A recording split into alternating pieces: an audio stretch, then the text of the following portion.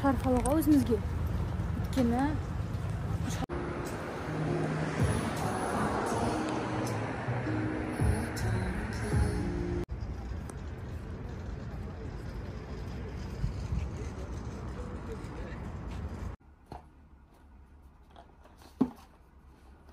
дәмін енді көріп айтасын.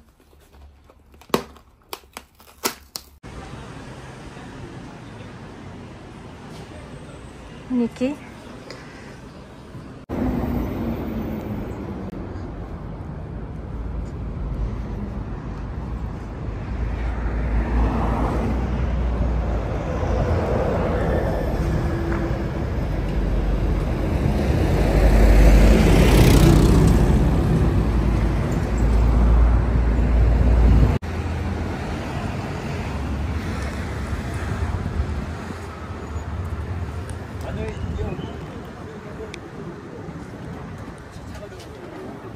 Магазинге бара жатырмыз.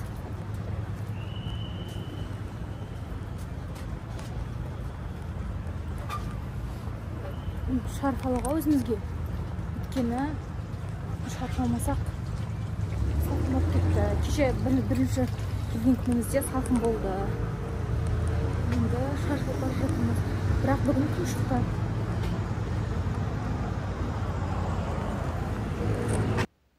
Біздің Кореядағы бірінші күніміз өте салқын басталды деп айтып өткен болатынмын. Бас киім іздеуден басталды.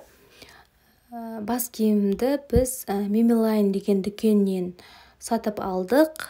Бұл дүкен Сеул қаласында Тандымын ауданында орналасқан. Жұмыс уақыты әр күн сайын сағат 11-ден таңғы 5-ге дейін жұмыс жасайды. Түнгі шопинг үшін өте қолайлы уақыт деп ойлаймын. Келесі видеоларда Мимилайн дүкені жайында толық видео шығарылым шығады. Сондықтан менің каналыма жазылыңыздар, лайк басыңыздар, комментарий жазыңыздар. Барлықтарыңызға рахмет. Бұл дүкенде не сатылады? Бұл дүкен 3 қабаттан тұрады. Әр қабат әртүрлі өнімдерге арналған. Бірінші қабат әйелдерге арналған әшекейлер, сырғалар, шаш қыстырғыштар, иіссулар және де сән аксессуарлары сатылады. Екінші қабатта алтын, күміс әшекейлер, шашқа арналған заттар, сөмкелер мен шарфтар сатылады. Ал үшінші қабатында телефон аксессуарлары, кей-поп тауарлары сатылсаңыздар болады, және де косметика.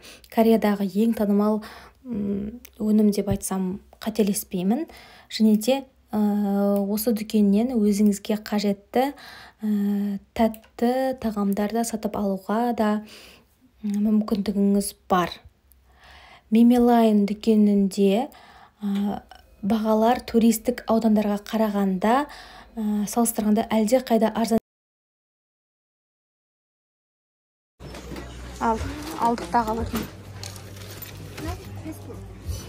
Паспорт, no. Паспорт, обшая. Такс, я же тебе говорил, такс. 17.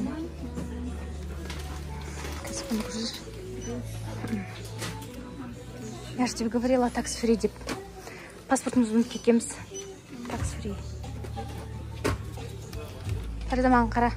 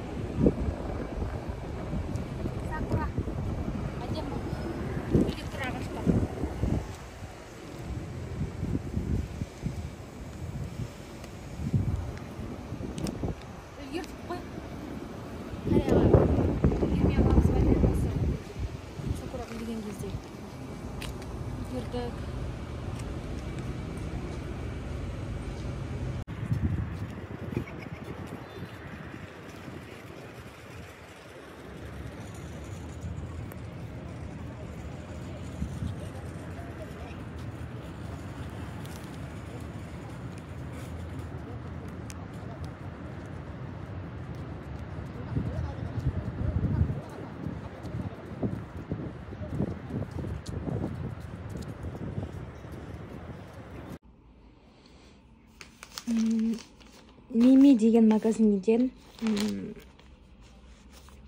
өзімізге керекті заттарымызды алдық. Біз кеше келгенде Сеулда өте қатты суық болған. Өзімізбен бірге салқын киімдерді алып келген жоқпыз. Шарф алып келмегенбіз, шапка алып келмегенбіз. Сондықтан осы Кореяда алу бұйрықты қазір көрсетемін. Мындай обычный простой ала салдық та, қарапайым бағаларын қазір айтып кетемін сіздерге. Қымбат емес. 5000 вон. 5000 вонның где-то 1800-2000 теңгедей. Мындай чипсы алдық картошкамен. Бағасын қазір айтамын. Білмеймін қазір бұның бағасын. Есімде жоқ. Мынау да дәл сондай, мынау Фаризанікі. Менде андай болмады, мен осыны алайын десем. Бір түстес. Мынау 5000 вон. 1800-2000 теңге. Ал жаңағы мынау 1500 вон екен. 1500 оның мына жерге жазып кетем басына қанша теңге екен. Содан соң осындай маска алдық. Ішінде 13 штукі бар. 5000 вон. Сондай 2000 теңгедей, бағасы өте қолжетімді бағада. И содан кейін дарамада көп жарнама жасайтын еді ғой. Осындай алдық, көрейік деп. Қазақстанда да бар негізі. Просто осы жерден алғымыз келді. Көрейік деп. Барлық суммасы осылардың қанша шыққанын қазір айтамын сіздерге. Мінекей. 18500 шықты. Егерде осындай магазиндерге барсаңыздар, өздеріңізбен бірге паспорттарыңызды алып жүргендеріңіз жақсы. Өйткені паспорттарыңызды алатын болсаңыздар, такс-фри бар, яғни такс-фри деген мына сумманың налогын қайтарып береді сіздерге, жарты ақшасын. Жарты ақшасы оның мына жерде такс-фри болса 500 вон қайтарып беретін шығар, менің ойымша. Бізде сол кезде болмады, өзімізбен бірге. Сондықтан паспортсыз ала бердік. Өте арзан, қарапайым заттар. Ашан деп жатырмыз. Unpacking. Дәмін енді көріп айтасын.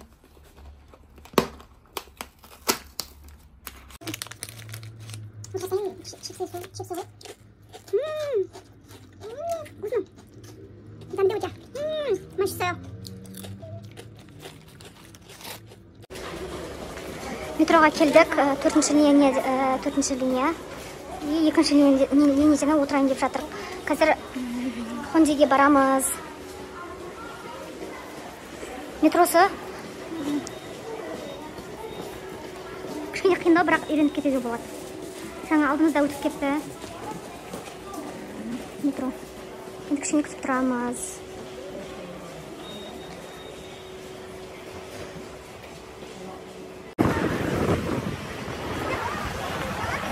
Район Хондеде жүрміз. Кафеге барамыз қазір. Осыны ойын.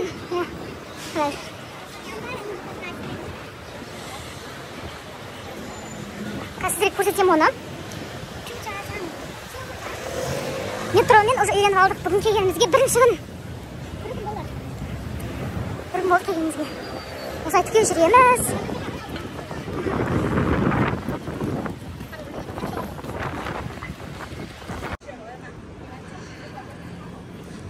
Ой!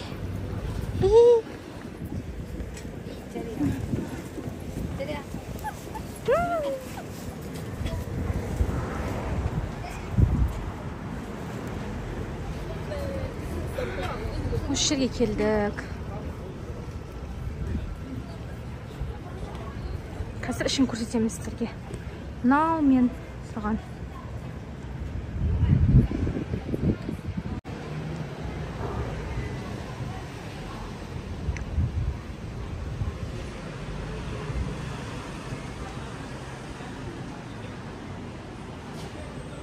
мінекей.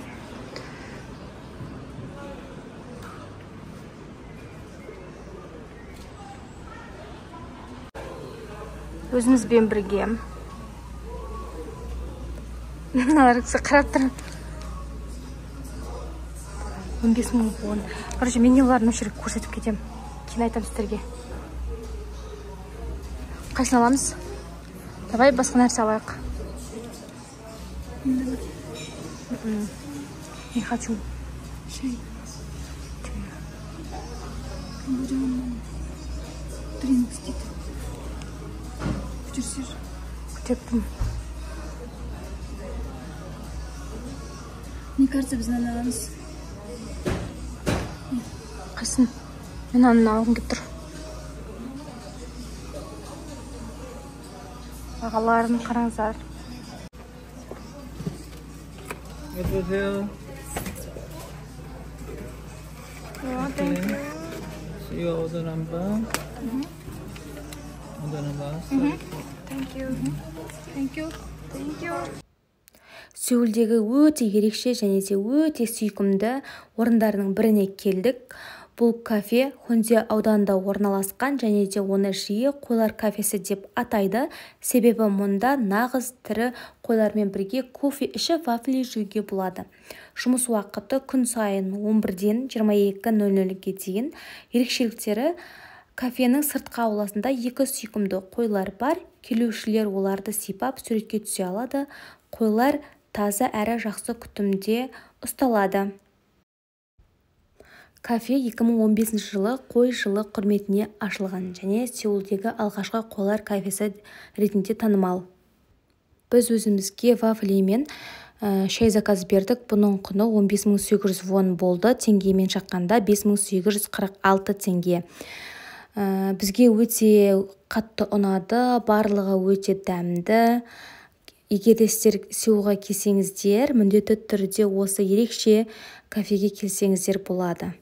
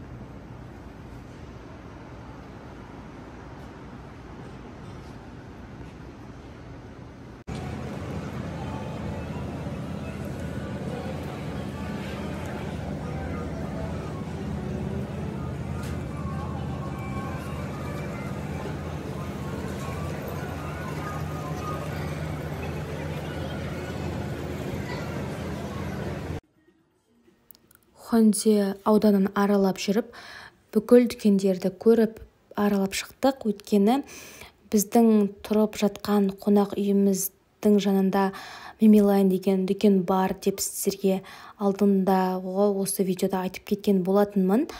Енді осы Мимилайн дүкені мен Хондедегі дүкендерді салыстырып көрдік.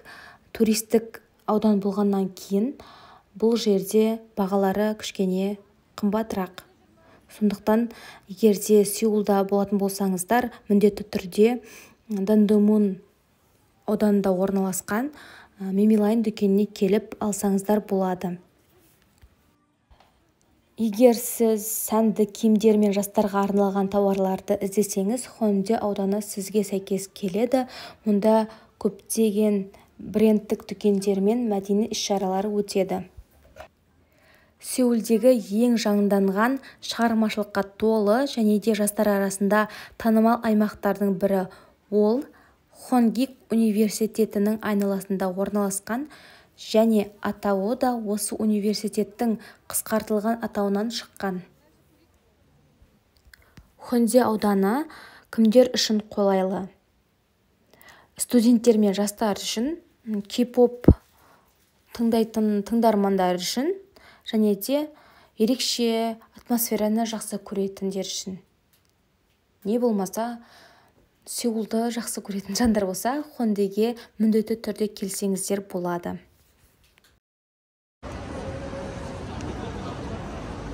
Қазір көше тағамдарын жеп көреміз. О, Крик.